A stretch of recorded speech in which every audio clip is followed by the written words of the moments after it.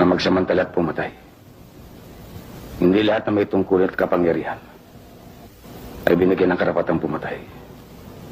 Ngunit ang lahat ay may pagkakataong mamatay. Kaya kailangan sumuko ka at ilantad mong uri na yung pagkatao at pagkakasala.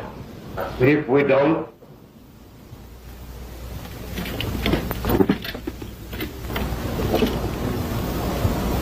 you see, mister, the war is over.